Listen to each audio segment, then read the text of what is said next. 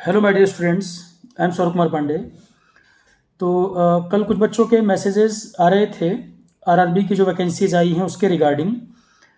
तो एक चीज़ मैं इसमें क्लियर कर दूं, जो भी स्टूडेंट आरआरबी इसमें आरोहण के जो बैचेस में इनरोल्ड हैं, चाहे वो सीजीएल वाले बैच में हो या जेई वाले में हो, उनमें से कोई स्टूडेंट अगर इस एग्ज़ाम को सोच रहा है आरआरबी एएलपी, तो सबसे पहले तो अपने आप से डिसाइड कर लें कि भाई ये एग्ज़ाम आपको देना है कि नहीं देना।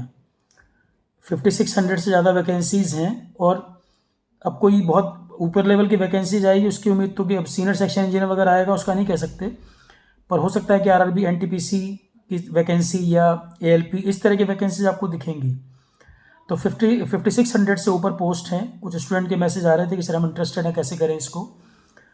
अननेसेसरी पैसा वेस्ट करने की ज़रूरत नहीं है। जो बच्चे आरोहण पे ऑलरेडी इनरोल्ड हैं, जो भी जिनमें भी जीएस कवरेज थी, तो एप्टी रीजनिंग हमने आरोहण के बैचेस में करवाया हुआ है, जीएस करवाया हुआ है। जितना ठीक से आपको करा रखा है उससे ज़्यादा करने की ज़रूरत नहीं है।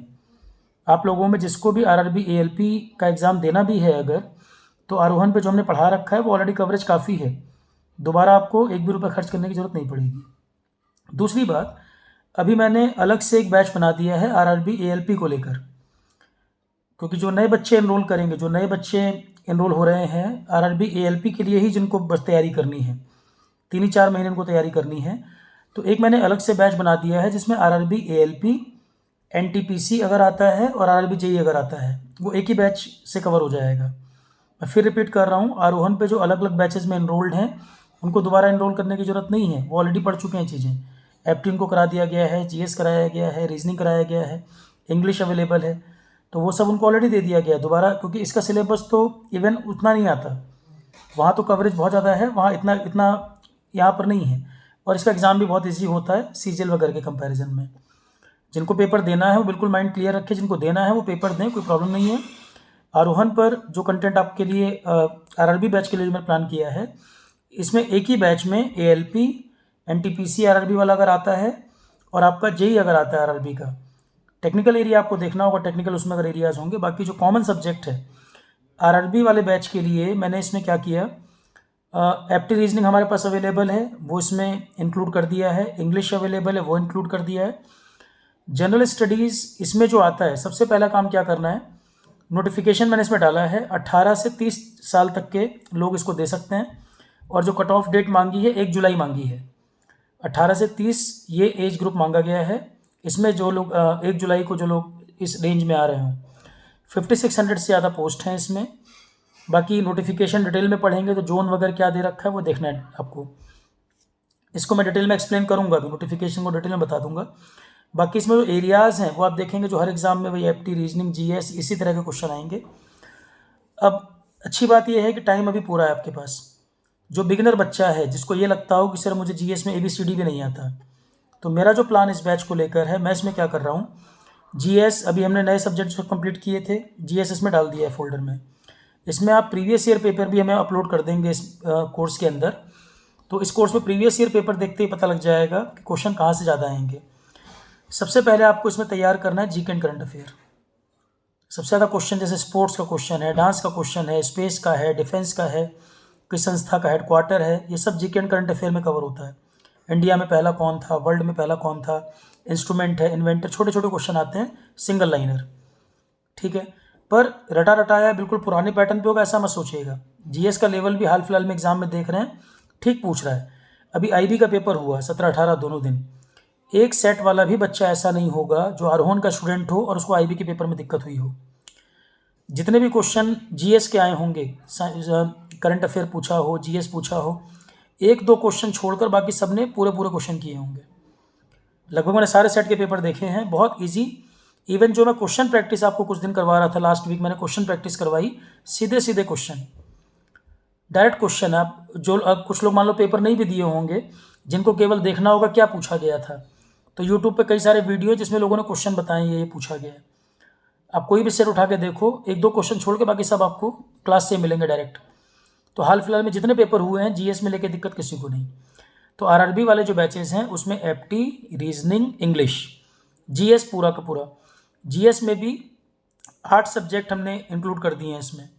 पहले आप लोग जी एंड करंट अफेयर करना, दूसरा आप लाइफ साइंस करना। जो भी बच्चे इसमें एनरोल करेंगे डेडिकेटेड रेलवे वाले एग्ज़ाम के लिए करना है।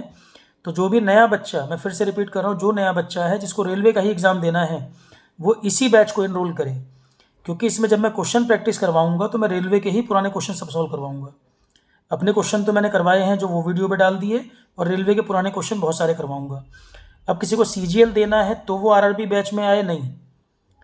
अब ये मत सोचिएगा कि फिर सर फीस में 500 रुपये का डिफरेंस दिख रहा है तो मैं इसी बैच से जीएस कवर कर लूँ, नहीं।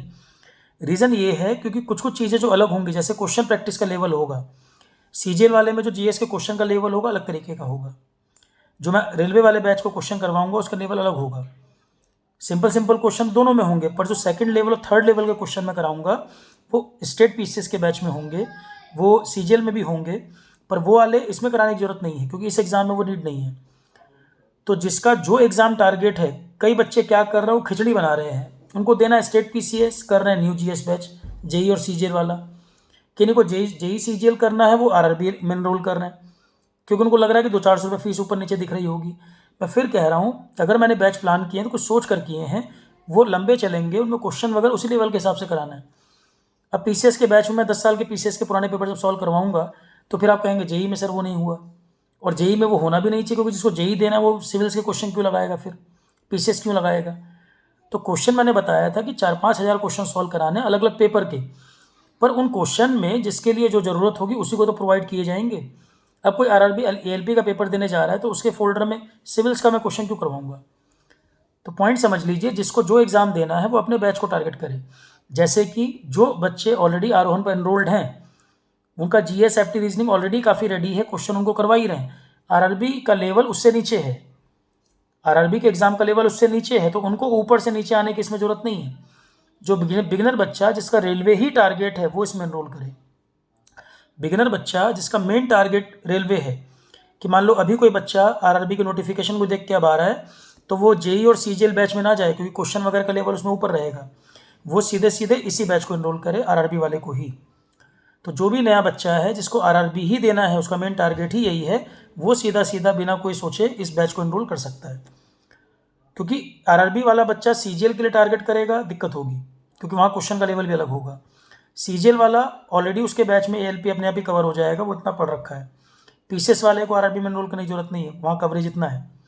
तो जहाँ ज़्यादा कवरेज है, जो एक सेट है आरआरबी एएलपी, उसका एक सबसेट है। तो जब आपने इतनी बड़ी चीज़ पढ़ी है तो इतनी चीज़ के लिए दोबारा एनरोल इसमें नहीं करना, ठीक है। और जिसको सिर्फ टारगेट ही यही है कि सर मुझे सेलेक्टेड 3 महीने में इतना ही पढ़ना है और मुझे टारगेट ही यही एग्ज़ाम है, वो इस बैच को एनरोल कर सकता है, ठीक है। फीस भी मेरी कोशिश यही है कि 3000 के नीचे नीचे रहेगी। उसमें भी जो ऑफ़र चल रहा है आरोहण पर, जो 10 दिन पहले ही ख़त्म होना, तो उसको एक्सटेंड कर दिया है। ऑलरेडी आरोहण पर काफ़ी स्टूडेंट एनरोल्ड है। अब कई बच्चे इसको इस तरह भी लेते होंगे कि सर ऑफ़र एक्सटेंड कर रहे हैं। ऑफ़र एक्सटेंड इसीलिए कर रहे हैं कि हाल फिलहाल में जो मौके मिल रहे हैं, वैकेंसीज़ मिल रही है, बच्चों को फाइनेंशियल बर्डन ना पड़े, जो मैक्सिमम मैं कर सकता हूँ। कुछ लोग उसको ऐसे भी ले सकते हैं कि सर ऑफ़र एक्सटेंड क्यों कर रहे हैं, कि क्या मतलब एडमिशन कुछ कम हो रहे होंगे। आपको मैं बताऊं, आरोहण पर ओवरऑल रिस्पांस बहुत ज़्यादा है। जो बच्चे कम्युनिटी वगैरह में जुड़े होंगे उनको पता होगा, 15,500-16 हज़ार ऐप डाउनलोड है 8 महीने के अंदर, 9 महीने के अंदर। कोर्स एनरोलमेंट भी बहुत ज़्यादा है कि मुझे रिप्लाई करना मुश्किल हो जाता है। जो ऑफर मैं एक्सटेंड कर रहा हूँ उसका सिर्फ एक रीज़न है कि मुझे मालूम है कि इलेक्शन से पहले पहले वैकेंसीज आएंगी और कोई भी नीडी बच्चा कहीं ना रह जाए कि सर मुझे महंगा पड़ रहा है। जो और मैं कर सकता हूँ, जहाँ तक अफोर्ड मेरे लेवल पे, वो मैं ऑलरेडी कर रहा हूँ। तो 25% ऑफर चल रहा है, वो लगातार देखिए मैं एक्सटेंड बार बार करता जा रहा हूँ उसको, क्योंकि कुछ बच्चों के मैसेज आते हैं सर मैं अफोर्ड नहीं कर सकता, तो एक एक को मैं पर्सनली इनरोल कैसे करूँगा। इसलिए मैंने ऑफर ही एक्सटेंड कर दिया कि यूनिफॉर्मिटी सबके लिए रहे, अगर ऑफर है तो सबको उसका बेनिफिट मिले, ठीक है। तो जिसको जो एग्ज़ाम टारगेट करना है, स्टेट पीसीएस वाले स्टेट पीसीएस में ही जाएं, जेई सीजीएल वाले न्यू जीएस बैच को एनरोल करें।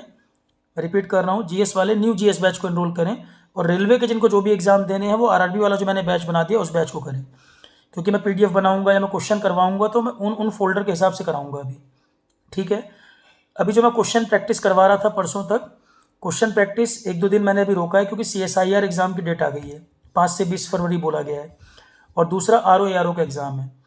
IB का पेपर था, उससे पहले मुझे क्वेश्चन वगैरह करवाने थे, करंट अफेयर करवाना था, वो क्वेश्चन फंस भी गया एज इट इज़। अब IB का पेपर हो गया, अगले पेपर बैक टू बैक होने हैं CSIR और RO। नेक्स्ट वीक जो मेरा होगा वो डेडिकेटेड होगा इन दोनों एग्ज़ाम को टारगेट करते हुए। जो CSIR स्पेसिफिक टॉपिक हैं और RO के लिए यूपी लोकल, तो नेक्स्ट वीक हमारा इन दोनों एग्ज़ाम को टारगेट करके होगा। तो जो मैं कॉमन GS प्रैक्टिस करा रहा हूँ वो आप 7-8 दिन के बाद स्टार्ट करेंगे।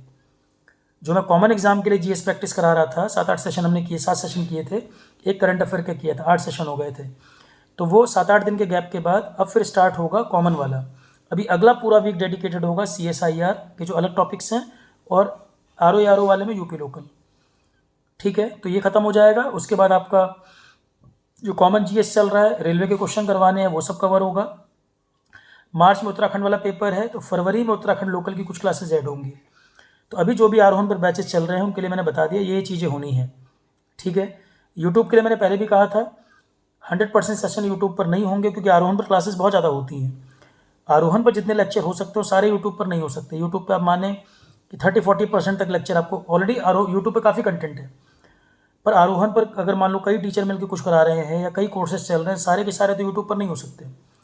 30-40% तक एक्सपेक्ट कर सकते हो कि मेरी जो क्लासेज हैं वो यूट्यूब पर मिल जाएंगी। PDF मैंने सारे ओपन कर दिए थे, PDF के लिए कोई दिक्कत नहीं है। कई बार कोई बच्चा पूछता है कि सर PDF परचेज कैसे करेंगे। PDF कोई परचेज नहीं करना है। कुछ लोग मैं देख रहा हूँ आरोहण के ही PDF कंपाइल करके बेच रहे हैं PDF, और जो खरीद रहे हैं पता नहीं क्यों खरीद रहे हैं। मैं रोज़ बोल रहा हूँ कि आरोहण पे PDF जितने सब ओपन हैं, PDF लोग बेच रहे हैं ऑनलाइन के माध्यम से, PDF लोग खरीद रहे हैं पता नहीं क्यों। और सारी PDF मैं टेलीग्राम पे भी डालता हूँ, आरोहण की वेबसाइट पे पड़ी हैं, आरोहण के ऐप से निकाल सकते हो। PDF पूरी तरह से फ्री है, उनके कोई चार्जेस नहीं। मैं जितनी भी मेहनत से कोई भी नोट्स बना रहा हूँ बच्चों के लिए सारे ओपन है। और जहाँ तक मेरी कोशिश हो देखी, CG पीरियड का पेपर था, IP के लेक्चर मैंने सारे यूट्यूब पर डलवा दिए थे, इन्वायरमेंट यूट्यूब पर डलवा दिया था। उसके अलावा हिस्ट्री पॉलिटी के भी 7-7 लेक्चर पड़े हुए थे, करंट अफेयर की कई क्लासेस डाल दी हैं। पर 100% नहीं हो सकता, क्योंकि जैसे मान लो ज्योग्राफी बड़ा सब्जेक्ट है, हिस्ट्री बड़ा सब्जेक्ट है, तो कुछ कुछ लेक्चर पॉसिबल। क्वेश्चन 4-5 हज़ार होंगे तो 4-5 हज़ार क्वेश्चन तो नहीं, कुछ सेशन यूट्यूब पे अवेलेबल होंगे। तो सारी चीज़ें मैं कोशिश करूँ बार बार क्लियर करें, ताकि कोई किसी ट्रैप में नहीं फंसे कि बिना मतलब PDF 100-200 रुपये खर्च कर रहे हैं। कुछ लोग मैं देख रहा हूँ कि अब जैसे CSIR वाला बैच है, CSIR का बैच है, तो CSIR में अभी मेरा टारगेट ये है कि जो अलग अलग टॉपिक्स हैं, जैसे डिसीजन मेकिंग के लिए क्वेरी है कि सर डिसीजन मेकिंग कैसे आएगा क्वेश्चन, तो नेक्स्ट वीक का जो मैं टाइम ले रहा हूँ CSIR और RO के लिए। तो CSIR में जो अलग अलग टॉपिक है जो कॉमन GS से अलग है, हालांकि मैंने उनके क्वेश्चन, उनके एक्सप्लेनेशन, उनके आंसर बना बना के डाले हुए हैं फोल्डर में। CSIR के बैच में जिस सब्जेक्ट में जाओगे उसमें क्वेश्चन, आंसर, एक्सप्लेनेशन, वीडियो सब पड़े हुए, PDF कंप्लीट है। अब अप्लाई कैसे करना है, अगला बच्चों को ये लग रहा है सर डेट अचानक पे आ गई, सिलेबस बहुत वास्ट है। CSIR का जितना सिलेबस है, 2 महीने की तैयारी जो इन्होंने डेट दी थी 2 महीने पहले, 2 महीने की तैयारी में CSIR का पूरा सिलेबस कर पाना बिगिनर बच्चे के लिए 2 ही महीने में जो पढ़ाओ बहुत मुश्किल टास्क है। पर कम से कम हम ये जरूर कर सकते हैं कि क्वेश्चन ज़्यादा से ज़्यादा कराकर कोशिश करें कि उन एरियाज़ को भी ज़्यादा से ज़्यादा कवर कर दें, क्योंकि 2 महीने पहले डेट दे रहे हैं। अब जो बच्चा सिविल्स की तैयारी पहले से कर रहा है 1-2 साल से, उसका तैयार होगा काफ़ी, कोई स्टेट PCS दे रहा होगा, या GS भी कोई 6 महीने से पढ़ रहा होगा, उसका ज़्यादा होगा। जिसने तैयारी ही 2 महीने पहले शुरू की होगी, तो 2 महीने में तो सिलेबस को ही कवर करना मुश्किल है। तो हम कम टाइम में ऐसा क्या करें कि कम टाइम में टॉपिक भी कवर कर ले, स्टूडेंट को ये भी पता लग जाए किस नेचर के क्वेश्चन आने हैं। तो जो अभी मैं 1 हफ्ते की बात कर रहा हूँ CSIR के लिए, उसमें मेरा टारगेट यही है कि क्वेश्चन के माध्यम से ही टॉपिक को समझाया जाए और क्वेश्चन करवाया जाए। टॉपिक भी इस हफ्ते वो करवाए जाए जो कॉमन GS से अलग वाले हैं CSIR के। ठीक है, वो खुद ही मैं कंटेंट रेडी कर रहा हूँ, उसका क्वेश्चन, एक्सप्लेनेशन, आंसर और वीडियो भी उसके होंगे। ठीक है, तो बिल्कुल माइंड क्लियर रखें, जिसको जो एग्ज़ाम टारगेट करना है वो उसी फोल्डर को करें, उसी कोर्स को करें। अननेसेसरी आप उस फिर डिफरेंस अगर है दोनों के बीच में तो कुछ कारण से होगा। अब कोई बैच अगर PCS का है, मुझे आगे तक उस बैच को कराना है, तो फिर आगे तक वो सारे बैच में क्यों होगा। प्लस कुछ लोग कह रहे हैं कि सर सिविल्स के क्वेश्चन आप कराएंगे तो JEE के बैच में डाल दीजिए। अब इतनी बेवकूफ़ी की बात हो जाएगी कि JEE का बच्चा जब सिविल्स के सेशन देखेगा परेशान हो जाएगा। पर एक बच्चा कह रहा है कि सर मैं JEE के बैच में एनरोल्ड हूँ, सिविल्स वाले JEE में डाल दो बैच में, कैसे हो जाएगा। एक के चक्कर में पूरा बैच कंफ्यूज हो जाएगा। तो जिसका जो कंटेंट जरूरी है वही उसी हिसाब से बाइफरकेट कर रहे हैं। ठीक है, तो RRB ALP में देखो सबसे अच्छी बात यह है कि जब फॉर्म क्लियर हो गया, नोटिफिकेशन आ गया, अब 4 घंटे भी अगर आप रेगुलर टाइम दे दोगे, 4 घंटे भी अगर आप रेगुलर टाइम दे दोगे, आप GS VS पूरा रेडी कर लोगे। 6 घंटे कोई पढ़ पाए तो और अच्छी बात है भाई, जितना मैक्सिमम कर पाओ। कोई 12 घंटे 14 घंटे ये कोई सबके लिए कॉमन बात नहीं, कोई पढ़ सकता है 14 घंटे, को नहीं पढ़ सकता। पर जिसको भी एग्ज़ाम निकालना है, एग्ज़ाम आसान होता है, बिल्कुल आसान होता है, जेई से भी आसान पेपर होता है। पर पॉइंट सिर्फ ये है कि रेगुलर पढ़ना, रेगुलर पढ़ लोगे पेपर निकल जाएगा। क्योंकि रेगुलर पढ़ोगे, अगर मान लो 6 घंटे 8 घंटे जो भी समय आपको लगे, ये कोई थंब रूल नहीं कि सब 15 घंटे पढ़ेंगे, जो भी समय आपको मिले रेगुलर पढ़िए, ताकि समय पर आप सब्जेक्ट ख़त्म कर लें। क्वेश्चन मैं करवाऊंगा, क्वेश्चन आप देख लें, प्रीवियस ईयर पेपर हम लगा लें, रिवीजन का भी मौका आपको मिले। अगर आप फॉर्म की डेट देखकर स्टार्ट ही 1 महीने के बाद करोगे तब हो जाएगी प्रॉब्लम, क्योंकि फिर उतने बाकी क्राउड उतना आगे निकल चुका होगा। आरोहण में सबसे बड़ा एडवांटेज बच्चों को एक ही बात का रहा है कि हर बैच हमने पहले शुरू किया, हर बैच को पहले स्टार्ट किया। तो और बच्चा जब तैयारी में एक बार आ गया, उसको समझ आ गया कि इतने इतने टाइम पे मुझे रेडी रहना है, सब्जेक्ट खत्म करने हैं। तो कई लोगों को रिवीजन का भी टाइम मिला, सिलेक्शन भी लगातार हो रहे हैं। जेई के में हुआ, CGPTM में लोगों ने ठीक पेपर किया, और NTA एग्जाम रिजल्ट में गड़बड़ कर रही है, एग्ज़ाम गड़बड़ तरीके से कंडक्ट कर रही है। कंटेंट कवरेज तो बहुत बढ़िया हुई है। IB का पेपर अभी हुआ है, काफ़ी सिलेक्शन उसमें भी जाएंगे। तो प्रॉब्लम इसमें नहीं है, बस प्रॉब्लम ये है कि स्टार्ट जल्दी करें ताकि टाइम पर सारी चीज़ें कवर कर पाए, बाद में ये ना रह जाए कि सिलेबस रह गया। क्योंकि एग्ज़ाम में फिक्स नहीं रहता कि कोई टॉपिक हमेशा उतना ही पूछेगा। अब इस बार मान लो अगर ज्योग्राफी का वेटेज बढ़ा दे, हिस्ट्री बढ़ा दे, तो जब आप सब्जेक्ट पूरे किए रहोगे तो आपको ये फियर नहीं रहेगा। अधूरा पढ़ के जाओगे तो ये रिस्क हमेशा रहेगा, कहाँ से क्वेश्चन ज़्यादा आ जाएंगे। जल्दी स्टार्ट करिए, टाइम पर चीज़ें कंप्लीट करिए, रिवीजन करिए, प्रैक्टिस ज़्यादा से ज़्यादा। है आसान पेपर, कोई प्रॉब्लम नहीं है। और प्रैक्टिस का भी तरीके में क्या करना है, जितने पुराने पेपर अवेलेबल हो, RRB ALP के भी, NTPC वाले भी, RRB ALP JEE NTPC, इनमें जितने पुराने पेपर हैं जो ALP के सिलेबस में टॉपिक आ रहे हैं, वो कॉमन क्वेश्चन आप सब में से लगा सकते हो और रिपीट भी करेगा। RRB ALP में आप देखोगे NTPC वगैरह के पुराने क्वेश्चन बहुत सारे रिपीट करेगा। ठीक है, तो सबसे पहले क्या करना है, डिक्रीजिंग ऑर्डर में चलना है। पुराने पेपर हम जितने ज़्यादा लगा पाएँ, पुराने पेपर ज़्यादा से ज़्यादा लगाने हैं। क्वेश्चन रिपीट भी मिलेंगे, क्वेश्चन का लेवल भी समझ आएगा, और ब्लाइंडली पढ़ने की बजाय उसमें यह भी पता चलेगा किन एरिया से ज़्यादा क्वेश्चन पूछता रहा है। जैसे इन्वायरमेंट आपको बहुत ज़्यादा, हिस्ट्री से भी ज़्यादा नहीं दिखेगा, लाइफ साइंस के क्वेश्चन ज़्यादा दिखेंगे, तो कुछ समझ आ जाएगा किन एरिया को ज़्यादा टाइम देना है, किन को कम टाइम देना है। अब ICT के भी 1-2 क्वेश्चन आ जाएंगे, मान लो रैम कैसी मेमोरी है प्राइमरी सेकेंडरी, तो आप डिनाई नहीं कर सकते, तो मैंने ICT भी उस बैच में दे रखा है। पर पॉइंट ये है कि पहले हम ICT पढ़ना शुरू करेंगे या पहले हम GK करंट अफेयर और हम उससे पहले ये लाइफ साइंस शुरू करेंगे, तो ये हमको पता चलेगा प्रीवियस ईयर पेपर देखकर। NTPC ALP के जो पुराने पेपर मिल जाए, पुराने पेपर डिक्रीजिंग ऑर्डर में लगाना है, सबसे पहला काम। आज आप नोटिफिकेशन पढ़ेंगे, जिनको ALP देना है, जिनको लग रहा है छोटा एग्जाम है हमें क्यों करना, तो उनके लिए नहीं बोला जा रहा है, जिनको देना है उनकी बात कर रहा हूँ मैं।